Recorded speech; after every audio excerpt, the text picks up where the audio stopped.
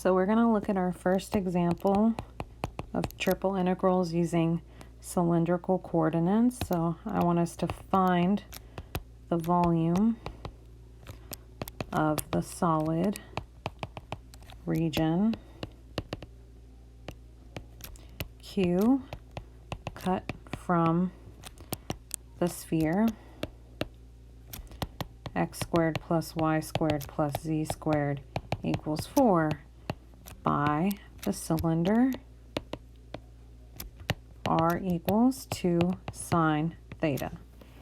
So the first thing I would suggest you do is take your two functions here and graph them so that you can see what the image actually looks like. So I've done that for us here. Let me grab this image here.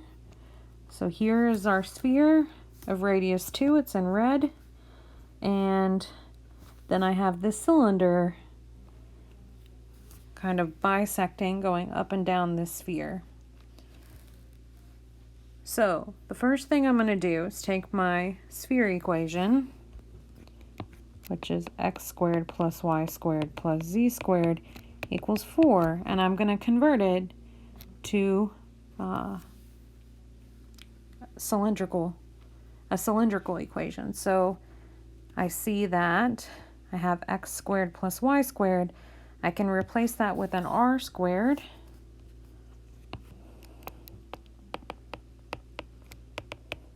If I solve for z squared, and then I take a square root, you get plus or minus, and the plus corresponds to the top of the sphere, at the top half, and the minus corresponds to the bottom of the sphere. So here I get my bounds on z. Z is going to be between these two equations. Now to get my bound on r and theta, I need to look at this cylinder. So really I just need to look at the cylinder in this picture here, but I need to look at the part in the xy plane. So that comes from the equation r equals 2 sine theta. So if you graph that polar function, you'll see that you get a circle here. And I'm going to draw a horrible circle, but I'll do my best. Here we go. And really, theta only needs to go from 0 to pi to trace out that circle. So here, my bounds on theta are going to be from 0 to pi, and my bounds on r will be from 0 to 2 sine theta. So now that I've found the bounds for my region, I can now find the volume of the solid Q.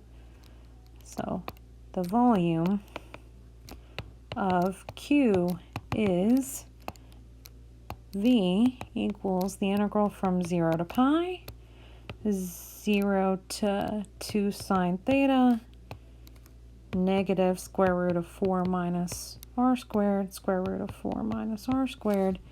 And then we integrate the function 1 because we're finding volume. But remember, we're doing polar, so we have an r. It'll be dz, dr, d theta. Now if I look at back at my volume here, I have symmetry going on. And so really, instead of integrating from 0 to pi, what I could do is I could integrate from 0 to pi over 2 and then just double what I get.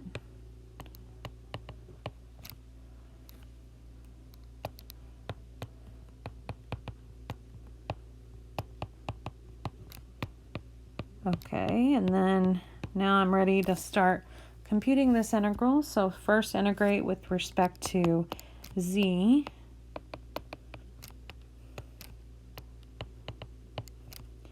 So you'll get RZ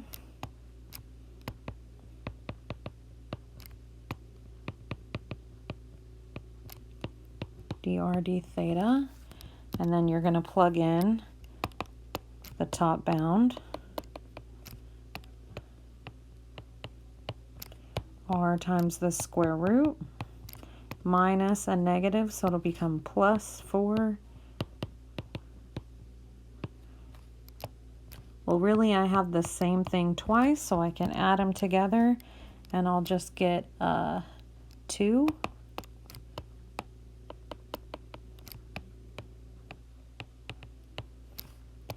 R square root of 4 minus r squared dr d theta.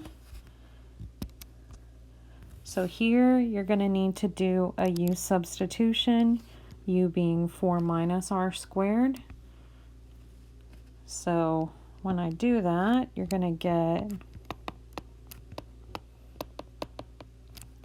a negative 2/3 the square root of 4 minus r squared cubed from 0 to 2 sine theta.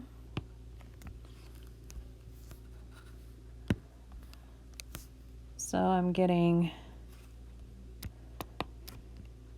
2 times the integral from 0 to pi over 2. I'll get negative 2/3 if I square the square root of 4 minus 4 sine squared cubed minus, plug in 0, the square root of 4 cubed. Well, that's just going to be 8.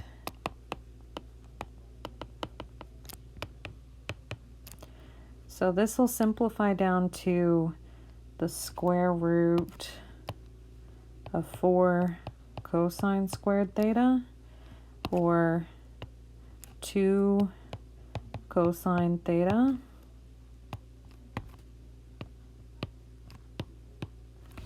so I'm getting,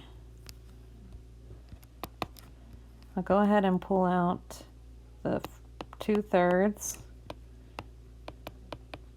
and I'm going to go ahead and distribute the minus, so it'll be 8 minus 8 cosine cubed theta. Well, we can integrate 8, no problem. For cosine cubed, you're going to have to remember what to do if you have an odd power. So I'm going to split this up into 2 separate integrals. And I'm going to write cosine cubed as cosine squared times cosine.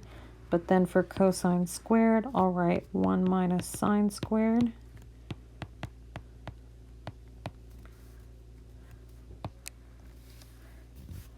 So here you're going to get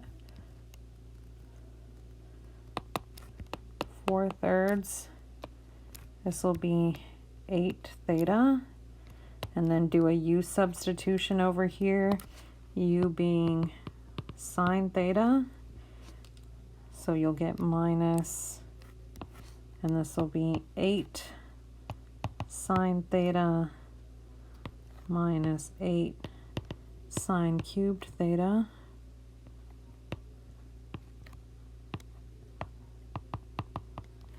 And you can go ahead and pull out the 8 if you want from everything. So let's go ahead and do that. 32/3 theta minus sine theta plus sine cubed theta over 3.